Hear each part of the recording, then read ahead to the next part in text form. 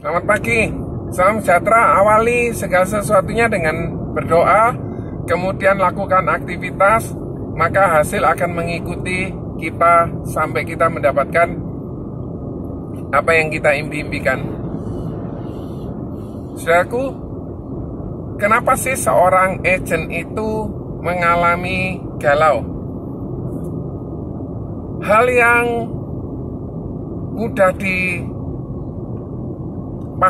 ialah dia tidak melakukan aktivitas. Aktivitasnya dia untuk jual, menceritakan, aktivitasnya dia untuk merekrut tidak dilakukan.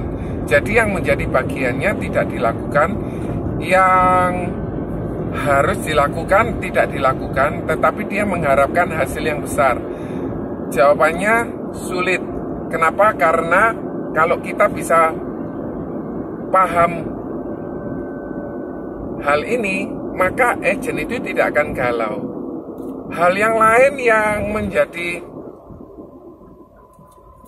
pemikiran utama ialah kalau misalnya dia tidak pernah menghadiri pertemuan, maka dia tidak akan mendapatkan ilmu-ilmu baru, dia tidak akan mendapatkan hal-hal yang sangat bermanfaat, motivasi dia tidak akan dapatkan.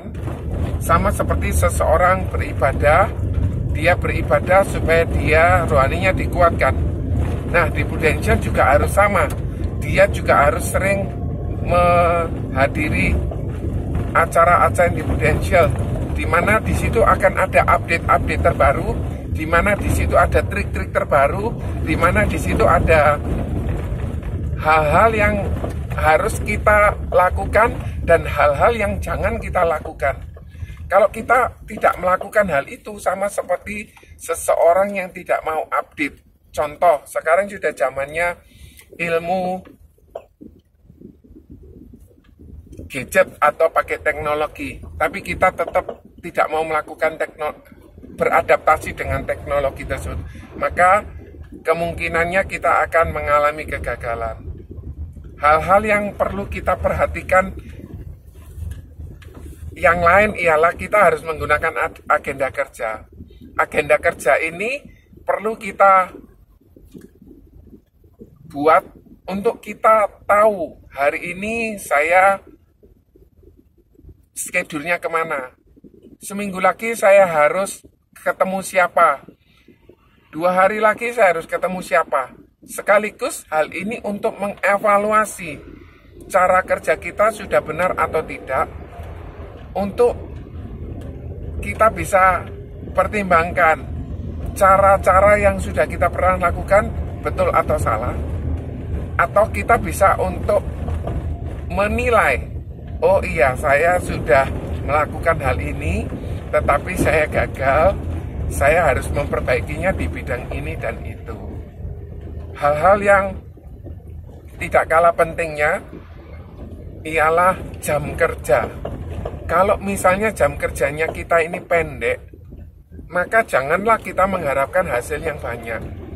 Artinya begini, dalam satu hari kita juga tetap perlu melakukan aktivitas ini seperti normal, seperti orang kerja seperti biasanya. Contoh, orang bekerja 8 jam.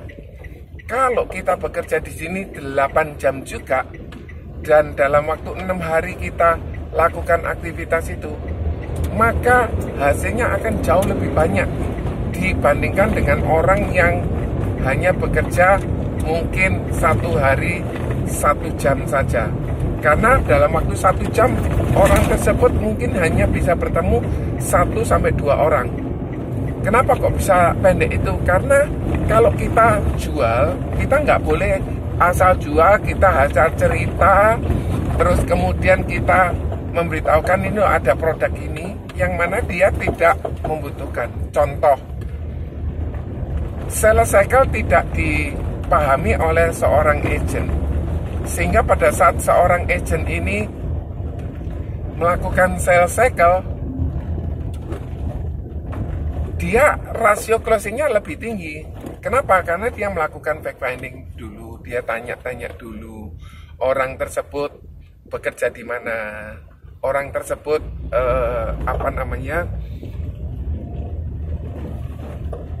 anaknya berapa, anaknya sekolah di mana, kemudian hobinya apa, untuk tahu lifestyle seseorang. Karena kalau misalnya anak tersebut disekolahkan di sekolah internasional, jujur aja uang sekolahnya akan jauh lebih mahal daripada orang yang disekolahkan bukan di sekolah internasional. Misalnya dia kalau jalan-jalan ke luar negeri, mesti jalan-jalan ke luar negerinya sama keluarga, jalan-jalannya kalau tidak ke Eropa, ke Australia, ke Amerika, maka kita sudah tahu biayanya yang terbentuk adalah cukup mahal juga. Jadi kalau kita tahu hal ini, maka rasio closing kita akan jauh lebih tinggi.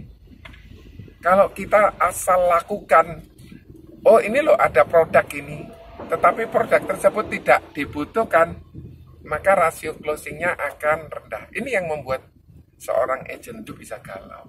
Galau karena nggak punya waktu untuk melakukan aktivitas, galau karena tidak tahu harus melakukan aktivitas apa, galau karena komisinya tidak ada, galau karena dia tidak bisa berkembang di bisnis ini, galau karena dia tidak berhasil. Hal yang membuat tidak berhasil karena dia tidak mau belajar.